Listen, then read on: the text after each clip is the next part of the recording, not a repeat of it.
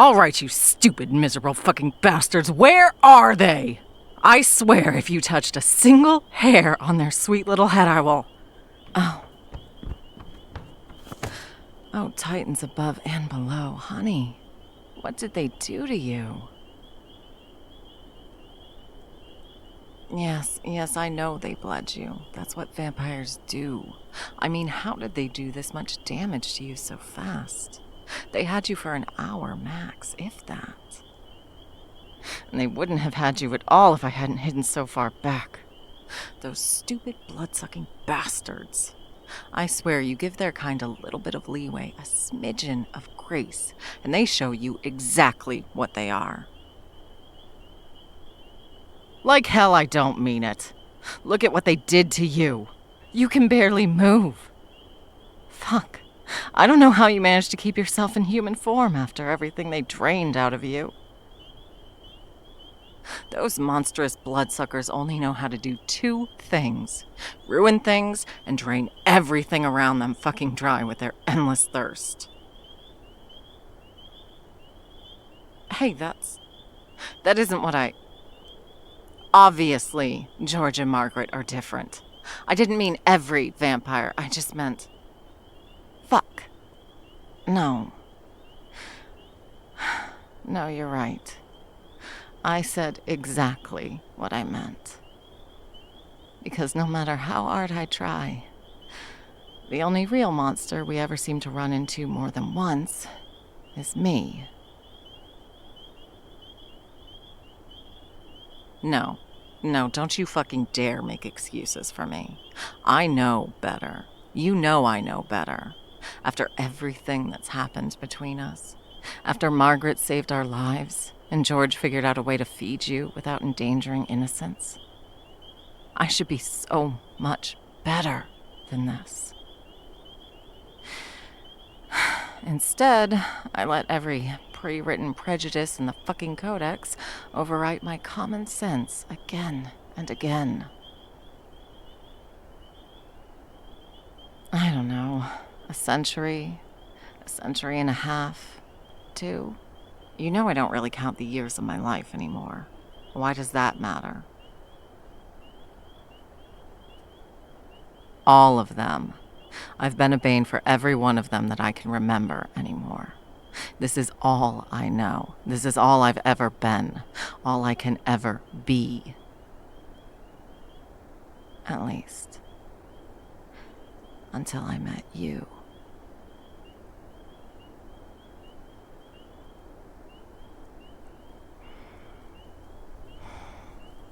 Fuck, I guess. 5 years this spring? Yeah. 5 years since I pulled you into my life.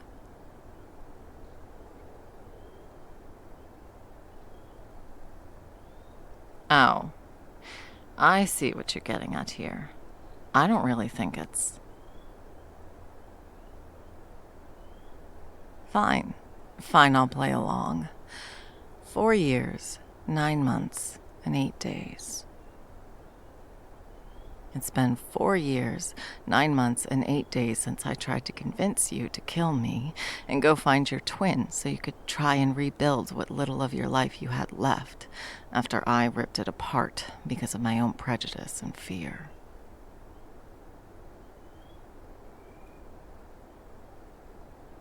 Please, I get it.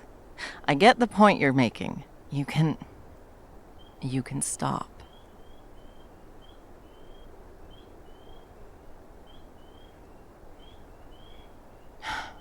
I guess I really can't deny you anything, can I? Fine, I'll try. It has been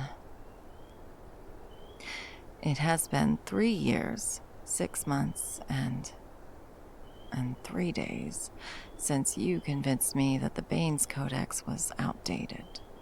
Since you proved that you weren't the only exception to all the Codex's rules. That other creatures listed as aberrant and inherently hostile could still be innocent, even good.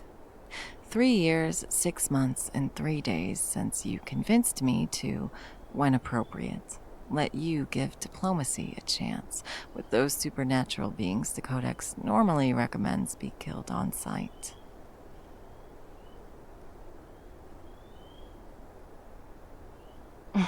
Hey, that's not fair. You don't get to use fucking facts and logic against me like that.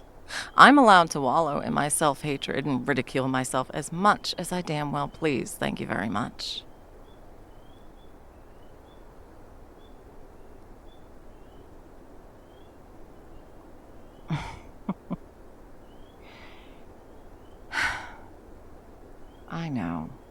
I know you're right. I've spent more than a mortal lifetime thinking, acting, and judging everything based on a very specific moral paradigm. And I've only started even considering challenging that way of thinking in just the last few years. Obviously, I'm still going to be the more violent, bloodlust-filled, presumptive hunter than the open-minded partner of a peaceful, magical apex predator that I want to be. Practice makes perfect and all that, and I have had much more practice slitting the throats of things like you than I have taking care of them, protecting them, loving them. Oh, look at that blush. I'd say I was shocked you still had enough blood in your body for that, but we both know you don't need something as trivial as blood to instinctually change the color of your face. I swear, it's hilarious how the most accurate and impressive shape stealer in existence, who can mimic any human physiological response or quirk as naturally as they drain life energy, is a blushing, shy mess of a bookworm who only ever wants to look like their adopted twin. If you had ever wanted to become the monster I was once so convinced you'd become, well, I'd have stood no chance, would I?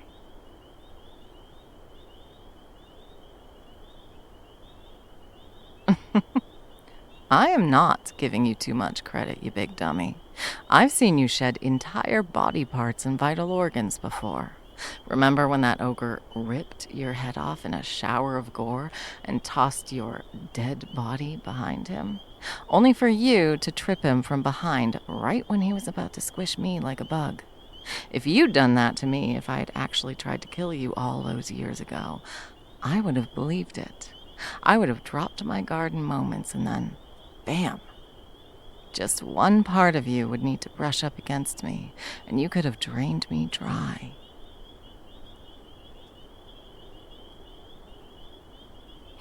Hey, sweetheart. My sweet bookkeeper, no, don't cry. Hey, I know you'd never. Sweetie, look at me. Look into my eyes. Come on, get those beautiful eyes locked on mine. That's it. There you go. Shh. No. Don't you dare apologize. Just breathe. It's okay. It's okay. I know.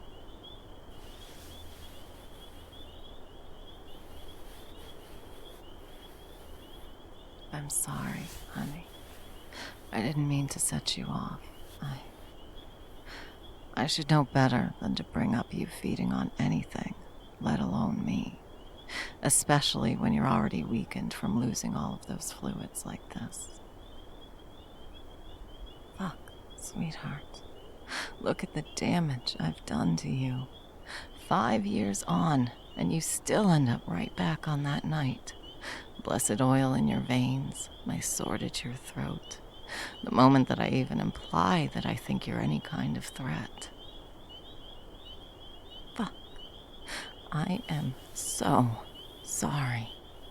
I need to be so much more careful than this. Just breathe, yeah? I'm not going to hurt you.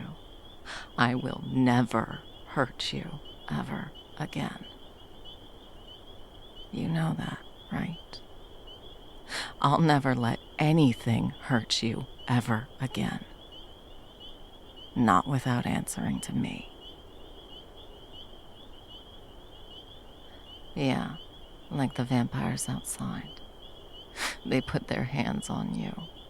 They put their fucking fangs into you. And they aren't here anymore because of it.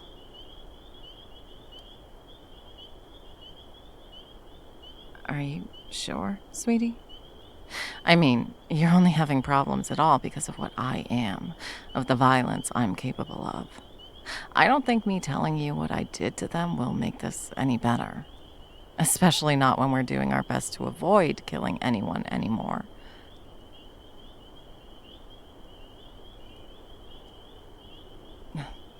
True. You had me promise I'd do my best to spare people, no matter how strange or monstrous they might seem.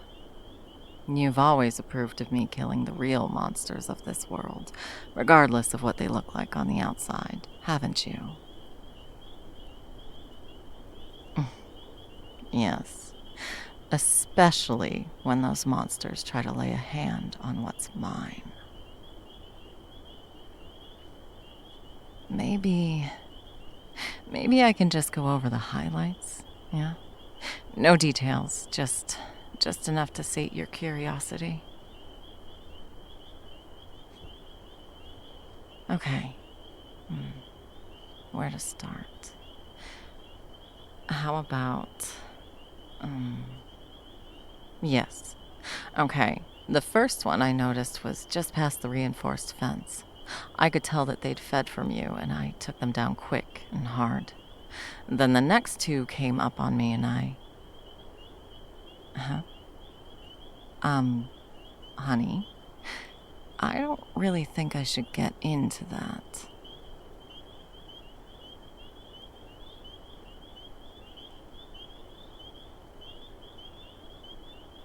Sweetheart, are you sure you want the details on that? I don't really think that it's a good idea. After what I did to you before, the details might trigger you and...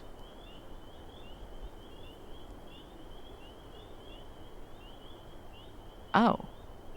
Huh. Well, okay. I guess I can tell you some of the details. If you're really sure you'd find how I rescued you more hot than scary. Okay, where did you want me to start then? What did you want more details on? How did I notice they just fed from you? Well, the bastard's lips were still stained red, and I could smell you on its fangs. Those damn long, sharp fangs. Ugh. Just imagining those things sinking into your perfect neck filled me with such rage. That fucking thing didn't even know what was happening by the time I was on it. Well, what happened next is that I grabbed both of the fangs that had pierced your neck as hard as I could. Then all it took was a single firm yank to ensure those cursed little teeth can never find their way into your skin again. And then, then I killed the vampire.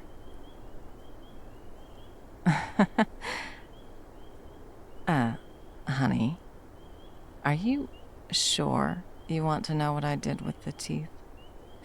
And how I actually dispatched this one? It's not something you'd be proud of me for, and I really don't think you should hear it given the state you're in. Oh, honey, no. Don't look so down. I can keep going if you were enjoying it. Oh, you were. You weren't just enjoying it. You were enjoying it, weren't you? Can't believe I didn't notice that little blush that was forming when I started getting detailed. After all, you've always enjoyed the way I get when I'm being protective, haven't you? Just look at you shiver. You really like it when I talk about how far I'll go, how far I've already gone to keep you safe, don't you? That's good to know, sweetheart. Really, really good to know. I take it that means you want me to keep going? Very much so, yes.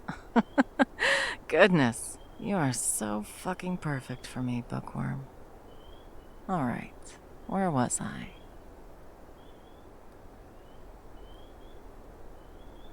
Right.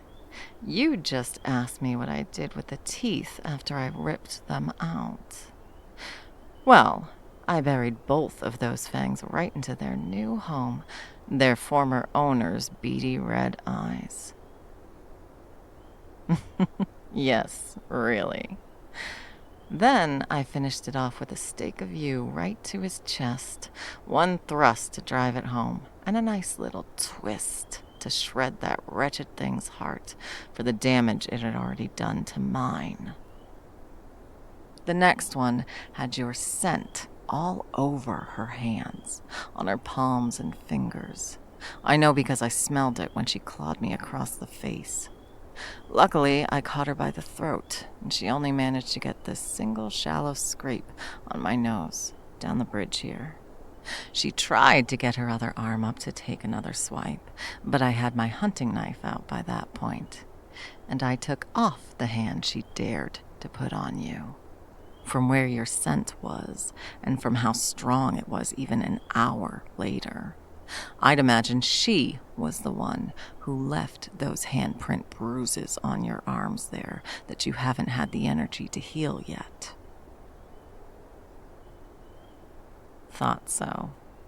Well, she won't be doing that ever again with either of her filthy fucking hands.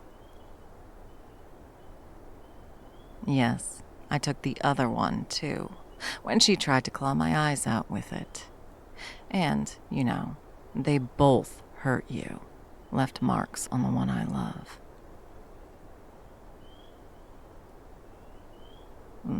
Yeah, you got that right. Only I should be leaving marks on you, precious. After she'd been relieved of her hands, it was a simple matter to stake her and lop off her head. It was as quick and as clean as I could manage in the moment. The next two were simple, really. As far as I could tell, they just helped take you. Maybe stood around all scary-like while the others were hurting you or feeding. And their only crime was all the reports of assaults on local villagers and the blood-dry livestock in the area. Add the 3 dead farmers and their assistance in taking you from me for a whole fucking hour, and, well, that was enough for them to get a quick and mostly painless end. I took off both their heads with my Bane blade. Simple and quick. 1 slice, 2 thumps. Clean, easy, merciful. One of the things the Codex wasn't wrong about, I suppose. No reason to make people like that suffer any more than the average criminal would. Even less, honestly. Most humans would have been hung from a tree in a backwater like this for crimes like theirs. So decapitation is cleaner than most would have given them. But the last one... Oh, the last one. That one I did not go easy on. Oh no. No mercy for that fucking thing. I could feel the remnants you left behind when you fought off its invasion of your mind. It clung to it like flecks of gold on a rotting corpse in my Bane sight. Pristine innocence over pure evil and festering pus. I know your will was too strong to succumb to the ensorcelments of a mere centuries-old vampire, that its claws found no purchase on the pure white marble that is your beautiful mind. But for even daring to try, for even attempting to taint the only pure good thing I have in my entire fucking life? Oh, what I did to that thing. What I did to it. Maybe we leave that one off there. Yeah, sweetheart. You don't really need to know the details on that one. Just, know that he won't ever touch your sweet, brilliant mind again, okay?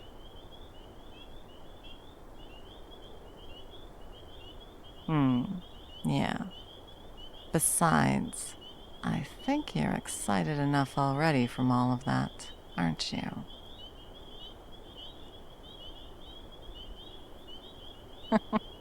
Yes, and exhausted. Not always the best combination, no.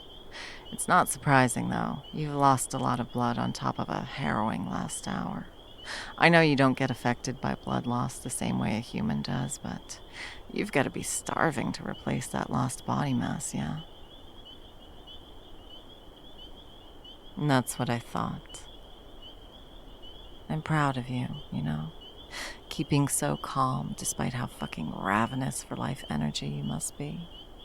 Not even a tremble or a twitch from you. Your self-control is immaculate. If our roles were reversed, well, we already both know who the monster actually is in this relationship, and it isn't the one that can change their shape on a dime.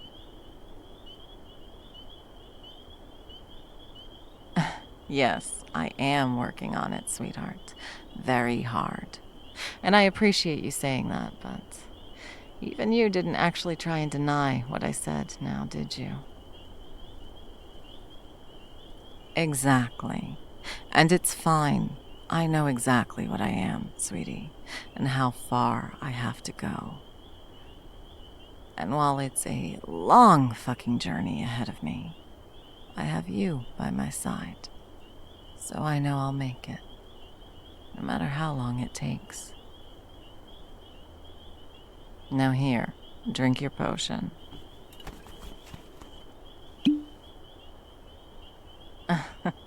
That good, huh? I can see your pupils already dilating from the smell alone. Go ahead and get drinking, sweetheart. We'll need to get going in another couple of hours or so. You'll want your strength back before then. Oh, I know. George really does know how to work some real magic with that herbalist kit of his, doesn't he? Even with his wild idea to use vampire venom to help break down the life force in plants and animals' vital organs into a medium you could absorb. I doubt any regular chemist or wound binder would have made this little miracle in a bottle for us, let alone for the price he asks for it. Oh, no, honey. Don't worry. I pay him much more than he insists it's worth. We both know he's underselling how much this shit costs.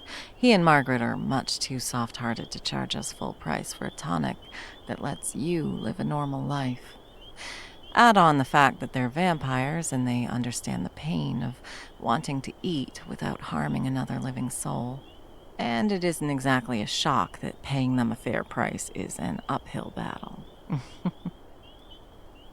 But we both know I'm more stubborn than the orneriest mule.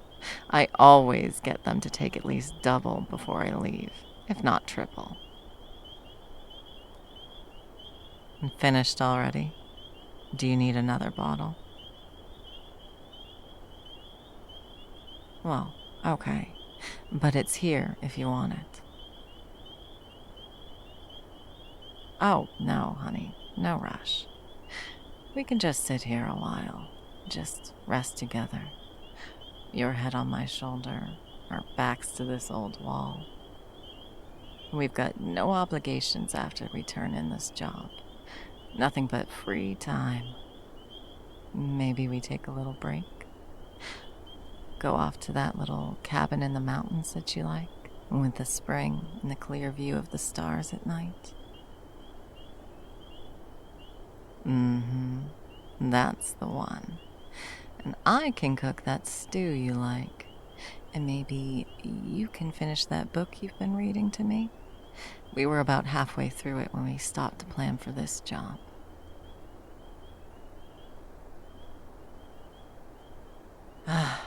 Fine. Yes, I will try to read half of the chapters with you.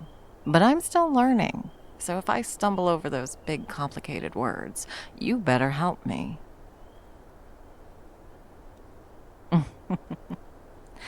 Okay, I'll hold you to that, bookkeeper. Don't think I won't. But for now, I think we're both a little too riled up for my recounting of events for just a little light reading and snuggling, aren't we? So glad you agree, sweetheart. You know, the parts of that little story you liked the most were when I was being strong and aggressive and protecting you. Am I right, sweetheart?